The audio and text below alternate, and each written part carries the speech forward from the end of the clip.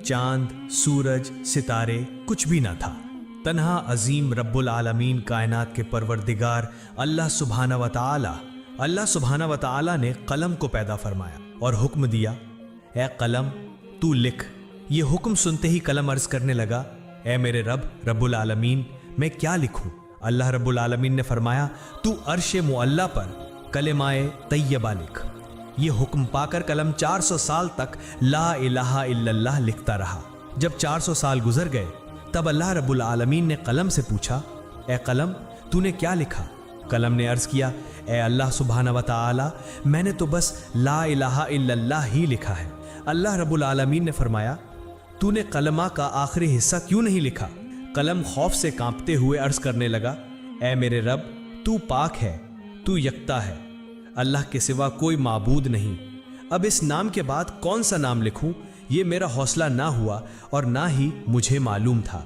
तब अल्लाह रब्बुल आलमीन ने फरमाया, ए कलम, ला इलाहा इल्लल्लाह के बाद मेरे ख़ास दोस्त, मेरे महबूब मोहम्मदुर रसूलुल्लाह सल्लल्लाहु अलैहि वसल्लम का नाम लिख, यानी लिख ला इलाहा इल्लल्लाहु मोहम्मदुर रसूलुल्लाह। ये सुनते ही कलम कई सौ साल तक ये नाम लिखता रहा। फिर अल्लाह रब्बुल आलमीन ने अर्शे मुअल्ला पर अजीम व शान स्तंभ पैदा फरमाए और उन्हें सातों ज़मीनों आसमान के अंदर गाड़ दिया। मुफस्सरीन ने जिक्र किया है कि एक स्तंभ से दूसरे स्तंभ का फासला 700 साल की मुसाफत के बराबर है। फिर अल्लाह सुब्हाना व तआला ने अर्श पैदा फरमाया और उस अर्श को उठाने के लिए कुछ लम्हों में 4 फरिश्ते पैदा फरमाए और उनसे फरमाया, ए मेरे फरिश्तों, तुम अर्श को उठाओ। ये हुक्म सुनते ही चारों फरिश्ते अर्श उठाने को तैयार हुए, लेकिन वो उसे उठा ना सके। तब अल्लाह सुब्हाना व तआला ने फरिश्तों को एक दुआ सिखाई, सुब्हानल्लाह वल्हम्दुलिल्लाह वला इलाहा इल्लल्लाहु वल्लाहु अकबर। जब फरिश्तों ने ये दुआ पढ़ी तो वो अर्श उठाने के काबिल हो गए और उसी वक्त अल्लाह रब्बुल आलमीन की कुदरत से बेशुमार फरिश्ते पैदा हुए और सब अल्लाह सुब्हाना व तआला की हम्दो सना करने लगे। फिर अल्लाह रब्बुल आलमीन ने अपनी अजीम कुदरत से माओ अर्द तैयार फरमाया और वहाँ सुर्ख याकूत से लौहे महफूज पैदा फरमाया और उसे अर्श के नीचे रख दिया। फिर अल्लाह सुब्हानहू व तआला ने कलम को हुक्म दिया, ए कलम, इस अजीमुश्शान तख्लीक, इल्म और क़यामत तक पेश आने वाले तमाम वाक़यात को लौहे महफूज में लिख दे। अल्लाह सुब्हानहू व तआला के इस हुक्म को पाकर कलम ने बिस्मिल्लाहिर्रहमानिर्रहीम लिखकर आगाज़ किया। अल्लाह सुब्हानहू व तआला ही इस कायनात का यकता खालिक है। अल्लाह सुब्हानहू व तआला के सिवा कोई माबूद नहीं, वो यकता है, बेमिसाल है। फिर अल्लाह रब्बुल आलमीन ने कलम को दोबारा हुक्म दिया, ए कलम, आदम अलैहिस्सलाम से लेकर 1,24,000 अंबिया तक के तमाम हालात लौहे महफूज में दर्ज कर। बस कलम ने यह हुक्म पाकर तमाम मखलूक़ात और तमाम वाक़यात को लिख दिया। इसके बाद अल्लाह सुब्हानहू व तआला ने याकूत की तरफ नज़र डाली तो याकूत खौफ से पिघल गया और पानी में तब्दील हो गया। फिर अल्लाह सुब्हानहू व तआला की बेपाया कुदरत से हवा पैदा हुई और रब्बुल आलमीन ने उसे शुमाल, जुनूब, मशरिक़ और मगरिब की तरफ भेज दिया और फरमाया, तुम लोग तेज़ रफ्तारी से बहते हुए पानी में लहरें पैदा करने लगे और झाग उठने लगा और फ़ौरन ही अल्लाह सुब्हानहू व तआला के हुक्म की तामील हुई। चुनांचे पानी के ऊपर झाग जम गया और उन झागों के बाहमी तसादुम से अल्लाह सुब्हानहू व तआला के हुक्म से आग पैदा हुई। कुछ ही देर बाद उस आग से धुआं निकलने लगा। फिर अल्लाह सुब्हानहू व तआला का अर्श पानी के बीच में कायम हुआ। अल्लाह रब्बुल आलमीन ने उस धुएं को 7 हिस्सों में तकसीम किया। उसके पहले हिस्से से पानी, दूसरे हिस्से से तांबा, तीसरे हिस्से से लोहा, चौथे हिस्से से चांदी, 5वें हिस्से से सोना, छठे हिस्से से मवारिद यानी मोती और 7वें हिस्से से याकूत पैदा फरमाया।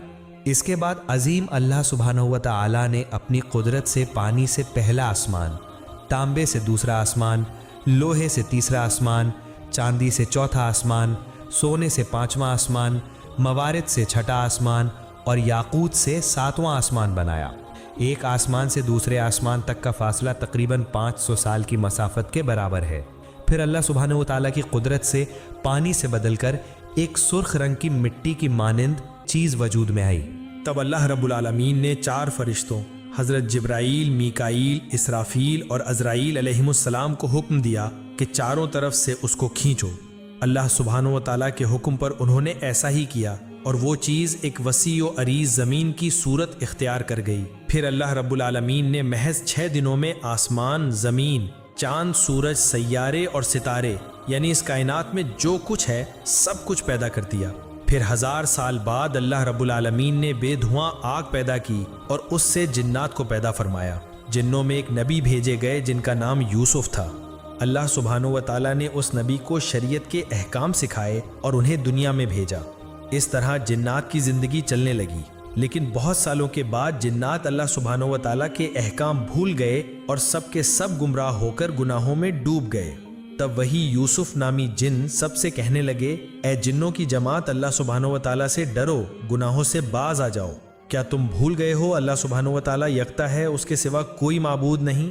پس توبہ کرو اور سیدھے راستے پر واپس آ جاؤ اور اللہ سبحانہ و تعالیٰ کے احکام مانو۔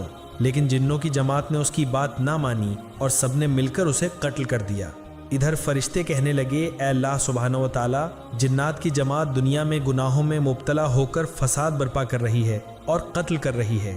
اللہ رب العالمین نہایت رحیم و کریم ہیں، اس کی رحمت بے پایہ ہے۔ فرشتوں کی یہ بات سن کر اللہ سبحانہ و تعالیٰ نے جنوں کو ان کے گناہوں کی سزا نہ دی، بلکہ دوبارہ ایک اور پیغمبر بھیجا، لیکن وہ کامیاب نہ ہو سکے۔ صرف چند جن ہی ان کی ہدایت قبول کر کے سیدھے راستے پر آئے اور باقی سب گمراہ ہو گئے۔ یوں تقریباً 36,000 سال کے عرصے میں جنات نے بے شمار پیغمبروں کو قتل کر ڈالا۔ پھر اللہ رب العالمین نے فرشتوں سے فرمایا، جاؤ جو گناہوں میں مبتلا ہیں ان کو سزا دو۔ اللہ سبحانہ و تعالیٰ کے اس حکم کو پاتے ہی فرشتوں نے کروڑوں جنات کو سزا دی۔ صرف وہی مومن جن جو گنہگار جنوں کے خوف سے جنگلوں، پہاڑوں اور گفاؤں میں بیٹھ کر اللہ سبحانہ و تعالیٰ کی عبادت کرتے تھے، وہی فرشتوں کے ہاتھ سے بچ گئے۔ اس وقت فرشتوں نے دیکھا کہ ایک کم عمر حسین و جمیل جن تنہا کھڑا ہے۔ مہینے میں کتنا 1000 انکم کر سکتے ہو جاتا ہے؟ اسے دیکھ کر فرشتوں کے دلوں میں رحم پیدا ہوا۔ تب فرشتوں نے عرض کیا، اے ہمارے رب، اے معبود، یہ کمسن جن بالکل بے سہارا ہے، اس پر ہمیں بہت شفقت آ رہی ہے، کیا ہم اسے آسمان پر لا کر پرورش کریں؟ فرشتوں کی درخواست پر اللہ رب العالمین نے اجازت عطا فرمائی کہ اسے آسمان پر لے آؤ۔ ابلیس تیز حافظے والا تھا، جو ایک بار سنتا وہ ہمیشہ کے لیے یاد رکھتا۔ ادھر جو جنات زندہ بچے تھے ان کی نسل بڑھ کر پھر سے دنیا جنات سے بھر گئی۔ ادھر فرشتے ابلیس کو پہلے آسمان پر لے آئے۔ وہاں پہنچ کر فرشتوں نے اسے اللہ کی عبادت اور بندگی کے سبھی اصول اور ضوابط سکھائے۔ ابلیس نے بہت کم وقت میں یہ تعلیم حاصل کر لی اور پھر پورے 1000 سال پہلے آسمان پر اللہ کی عبادت کرتا رہا۔ ابلیس کی عبادت میں یکسوئی اور اخلاص دیکھ کر فرشتے حیران ہو گئے اور کہنے لگے، ہم تو صرف اللہ کی عبادت کے لیے پیدا کیے گئے ہیں، ہماری تعلیم و ریاضت سب کچھ عبادت ہی ہے۔ مگر کیا تعجب کی بات ہے کہ ابلیس نے ہم سے عبادت کے طریقے سیکھے اور اب وہ ایسی عبادت کر رہا ہے کہ اس کے مقابلے میں ہماری عبادت کچھ بھی نہیں۔ ہم نے تو اپنے درمیان کسی کو ایسی عبادت کرتے نہیں دیکھا۔ ایسا لگتا ہے کہ ابلیس سے ہمیں بہت کچھ سیکھنا ہے۔ فرشتے اس کی عبادت سے اتنے متاثر ہوئے کہ بڑے اہتمام کے ساتھ 1000 سال بعد اسے پہلے آسمان سے دوسرے آسمان پر لے گئے۔ دوسرے آسمان پر آ کر وہ اس سے بھی زیادہ عبادت میں مشغول ہو گیا۔ وہاں کے فرشتے یہ دیکھ کر ہر طرف سے تعریف و تحسین کرنے لگے۔ بہت سے فرشتے اس کی مدح سرائی کرنے لگے اور اس کا نام عابد رکھ دیا۔ پھر ابلیس نے 1000 سال عبادت کی۔ اس کے بعد فرشتے اسے دوسرے آسمان سے تیسرے آسمان پر لے گئے۔ وہاں پہنچ کر وہ اور زیادہ یکسوئی اور خشوع کے ساتھ اللہ کی عبادت میں لگ گیا۔ یہ دیکھ کر وہاں کے فرشتے اس کی عبادت پر فریفتہ ہو گئے اور اس کا نام ولی رکھ دیا۔ اسی طرح ابلیس نے ہر آسمان پر 1000 سال عبادت کی۔ آخر کار جب وہ 7ویں آسمان پر پہنچا تو سکون و اطمینان کے ساتھ رہنے لگا۔ ابلیس نے ہر پہلو سے بہت زیادہ علم اور تجربہ حاصل کر لیا۔ تب فرشتوں نے اللہ کی بارگاہ میں دعا کی، اے ہمارے رب، اے اللہ، اگر تو اپنے محبوب ابلیس کو عرش معلیٰ پر اٹھا لے تو ہم اس سے بہت قیمتی نصیحتیں سن کر بہت کچھ سیکھ سکتے ہیں، کیونکہ اس نے ہم سے کہیں زیادہ علم حاصل کیا ہے۔ اللہ تعالیٰ نے فرشتوں کی اس درخواست کو قبول فرمایا اور ابلیس کو عرش معلیٰ کے قریب لے آئے۔ वहां पहुंचकर इब्लीस याकूत से बने एक बुलंद मिंबर पर इबादत में मशगूल हो गया और वज़्ज़ो नसीहत करने लगा। ये सब देखकर फरिश्तों ने उसे मलाइका यानी फरिश्तों का उस्ताद तस्लीम कर लिया। उधर ज़मीन पर जो जिन्नात बाकी रह गए थे वो दोबारा सख्त गुनाहों में मुब्तला हो गए। तब अल्लाह रब्बुल आलमीन ने इब्लीस से फरमाया, ए इब्लीस, मैं तेरी इबादत, बंदगी और इताअत देखकर बहुत राज़ी हूँ। अब तू दुनिया में जा और अपनी कौम जिन्नात को सीधा रास्ता दिखा।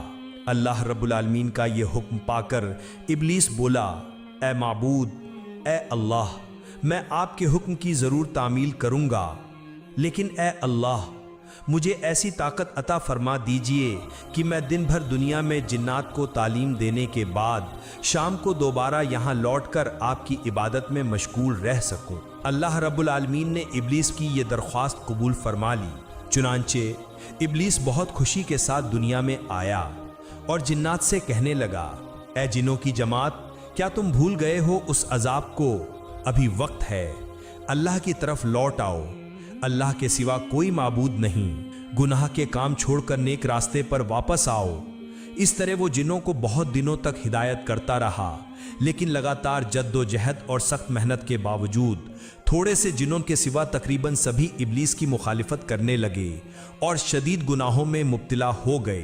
तब अल्लाह रब्बुल आलमीन ने इब्लीस से फरमाया, ए इब्लीस, मैं तेरी इबादत, बंदगी और इताअत देखकर बहुत राज़ी हूँ। अब तो दुनिया में जा और अपनी कौम जिन्नात को सीधा रास्ता दिखा। अल्लाह रब्बुल आलमीन ने इब्लीस की ये दरख्वास्त कबूल फरमा ली और जिन्नात को हलाक करने के लिए बेशुमार फरिश्तों को दुनिया में भेजा। उन फरिश्तों के साथ इब्लीस भी था। बस फरिश्तों और इब्लीस के आने के बाद दुनिया के सभी गुनहगार जिन एक एक करके मर गए। दुनिया का काम पूरा करने के बाद इब्लीस फिर एक सुई के साथ अल्लाह की इबादत में मशगूल हो गया। अल्लाह ताला के हुजूर इब्लीस के कितने ही सजदे थे कि किसी के लिए उनका शुमार मुमकिन नहीं था।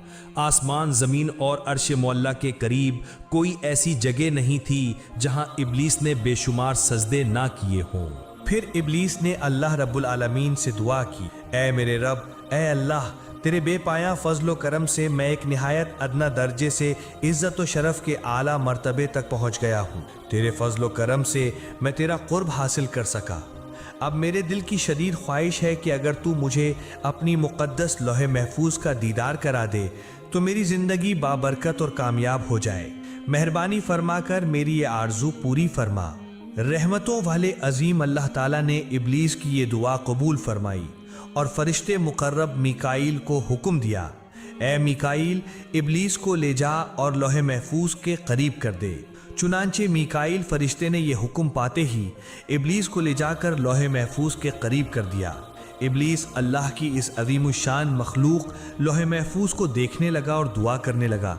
अचानक उसकी नज़र एक जगह पड़ी जहाँ लिखा था, अल्लाह का एक बंदा 6 लाख साल तक अल्लाह की इबादत करेगा, लेकिन अल्लाह का एक हुक्म ना मानने के सबब वो जन्नत से निकाला जाएगा और वो बंदा आसमान और ज़मीन में मलऊन यानी अल्लाह की लानत का सजावार के नाम से जाना जाएगा। ये देखकर इब्लीस जारो कतार रोने लगा और सजदे में गिर पड़ा। मुफस्सिरीन के कौल के मुताबिक इब्लीस ने यह सजदा 6000 साल तक किया।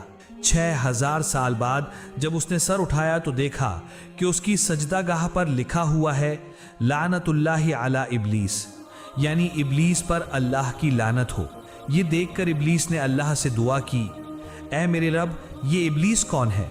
मैं इसे अच्छी तरह समझाना चाहूँगा। इसके जवाब में अल्लाह ताला ने फरमाया, बहुत जल्द तुम इसे देखोगे। ये सुनकर इब्लीस वहीं खड़ा रहा और 1000 साल तक यही पढ़ता रहा, लानतुल्लाहि अला इब्लीस, यानी इब्लीस पर अल्लाह की लानत हो। यहाँ जिक्र करना ज़रूरी है कि उस वक्त इब्लीस इस नाम से मशहूर। अल्लाह रब्बुल आलमीन ने इब्लीस से फरमाया, ए इब्लीस, बता वो बंदा जो मेरी बेपाया इनायतें पाने के बावजूद मेरे हुक्म की नाफरमानी करे, उसकी क्या सज़ा होनी चाहिए? जवाब में इब्लीस ने कहा, ऐ मेरे रब, ऐ अल्लाह रब्बुल आलमीन, ऐसे नाशुक्र शख्स पर सख्त सज़ा और लानत नाजिल होनी चाहिए। तब अल्लाह रब्बुल आलमीन ने फरमाया, ये तुम्हारी ये बात एक तख्ती पर लिखकर अपने पास रख लो, बाद में ये काम आ सकती है।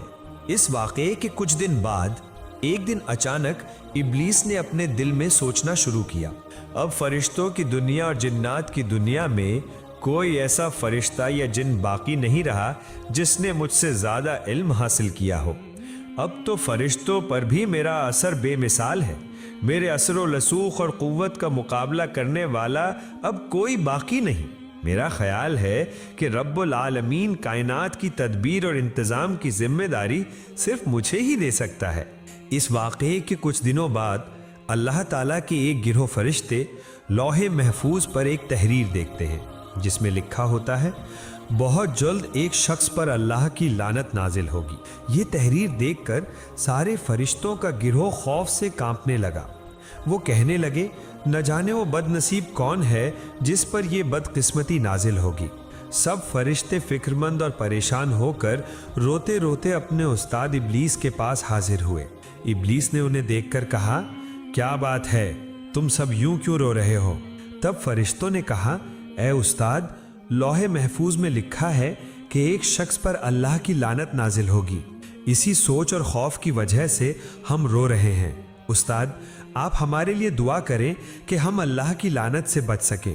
ابلیس نے یہ سب سن کر مسکرا دیا اور اللہ تعالیٰ کے دربار میں دعا کی، اے میرے رب، اے مہربان اللہ، تو ان فرشتوں میں سے کسی پر بھی لعنت نہ فرما۔ اللہ رب العالمین نے فوراً ابلیس کی یہ دعا قبول فرما لی۔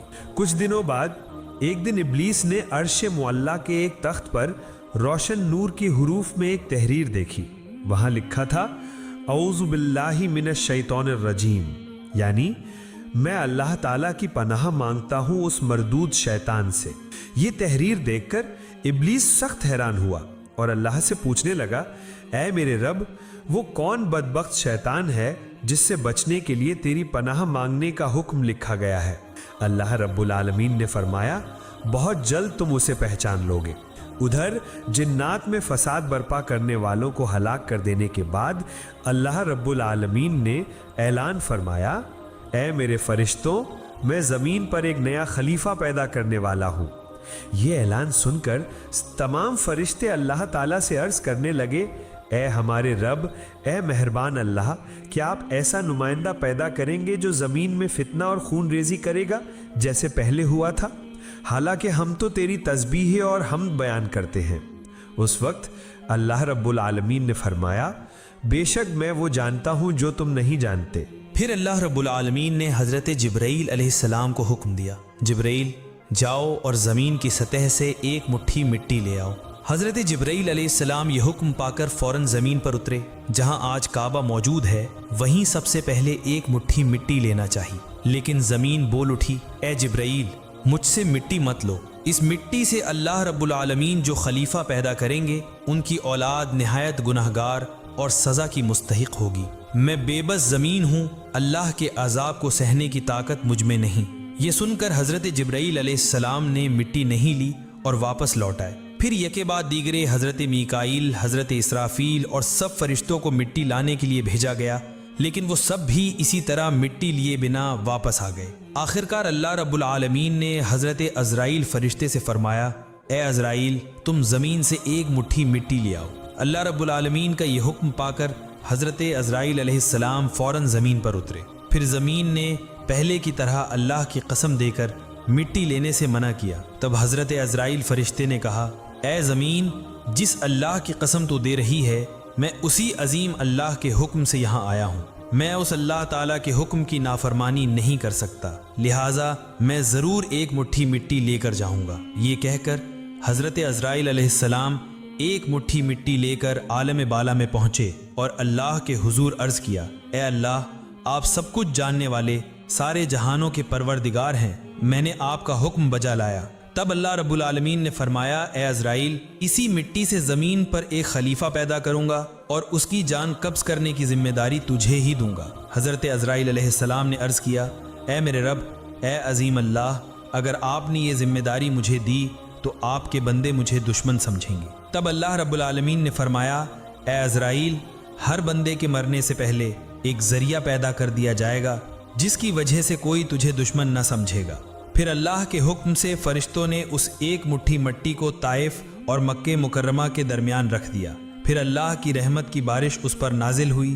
2 سال تک وہ مٹی بارش سے بھیگ کر کیچڑ بنی، 6 سال خشک مٹی میں بدل گئی، اور 8ویں سال حضرت آدم علیہ السلام کی شکل تخلیق کی گئی۔ پھر ایک دن ابلیس 70,000 فرشتوں کو ساتھ لے کر حضرت آدم علیہ السلام کے پاس آیا اور دیکھا کہ ان کا جسم پنجر کی طرح زمین پر رکھا ہے۔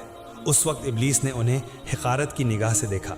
پھر کسی اور دن فرشتوں نے ابلیس سے کہا، اللہ رب العالمین اسی مٹی سے اپنا نمائندہ پیدا کرے گا۔ تب ابلیس نے کہا، یہ بات درست ہے، لیکن اگر اللہ تعالیٰ نے اس صورت کو میرے تابع کر دیا تو میں اسے تباہ کر دوں گا، اور اگر مجھے اس کے تابع کر دیا تو میں اس کی اطاعت نہیں کروں گا۔ اس واقعے کے 40 دن بعد حضرت آدم علیہ السلام کی روح پیدا کی گئی۔ پھر اللہ رب العالمین نے تمام فرشتوں کو حکم دیا، اے فرشتوں، تم سب آدم کو سجدہ کرو۔ تمام فرشتوں نے حضرت آدم علیہ السلام کو سجدہ کیا، لیکن ابلیس نے سجدہ نہ کیا۔ تب اللہ رب العالمین نے فرمایا، اے ابلیس، جسے میں نے اپنے دونوں ہاتھوں سے پیدا کیا، اسے سجدہ کرنے سے تجھے کس چیز نے روکا؟ کیا تو نے تکبر کیا؟ ابلیس نے کہا، میں اس سے بہتر ہوں، اے اللہ، آپ نے مجھے آگ سے پیدا کیا اور اسے مٹی سے۔ تب اللہ رب العالمین نے فرمایا، اے ابلیس، یہاں سے نکل جا، کیونکہ تو اب ملعون ہے، تجھ پر قیامت تک لعنت رہے گی۔ اس وقت ابلیس نے کہا، اے اللہ، یہ تو آدم ہی کی وجہ سے ہے کہ میں تیرے دربار سے نکالا گیا اور ملعون ہوا، یہ میری بدبختی ہے۔ تب اللہ رب العالمین نے فرمایا، اے ابلیس، اس تحریر کی طرف دیکھ جس میں لکھا ہے۔ ابلیس نے اس طرف نظر ڈالی تو دیکھا کہ لکھا ہے، اللہ کا ایک بندہ اللہ کے حکم کی نافرمانی کرے گا اور اس کی سزا اللہ کی لعنت ہوگی، یعنی وہ اللہ کی رحمت سے محروم ہو جائے گا۔ یہ پڑھ کر ابلیس سخت مایوس اور شرمندہ ہوا اور عرض کیا، اے میرے رب، مجھے قیامت تک کی مہلت دے۔ میری دوسری درخواست یہ ہے کہ مجھے آدم کی اولاد کے دماغ کے اندر داخل ہونے کی اجازت دے اور مجھے ان کی آنکھوں سے اوجھل کر دے تاکہ میں ہمیشہ انہیں دھوکہ دے سکوں۔ تیری عزت کی قسم، میں سب کو گمراہ کر دوں گا سوائے ان کے جو ایماندار اور اللہ والے ہوں گے، جو تیرے راستے پر قائم رہیں گے۔ تب اللہ رب العالمین نے فرمایا، میں تجھ سے اور تیرے پیروکاروں سے جہنم کو بھر دوں گا۔ پھر اللہ رب العالمین نے فرشتوں کو حکم دیا، تم حضرت آدم کو جنت الفردوس میں لے جاؤ۔ فرشتوں نے یہ حکم ملتے ہی حضرت آدم علیہ السلام کو جنت الفردوس میں پہنچایا اور اللہ تعالیٰ نے انہیں اپنی ساری نعمتیں عطا فرمائیں۔ پیارے ناظرین، اگر آپ چاہتے ہیں کہ اس کے بعد کا حصہ بھی سنیں تو اپنی رائے کامنٹس میں ضرور دیں، اور اللہ کرے کہ ہم سب شیطان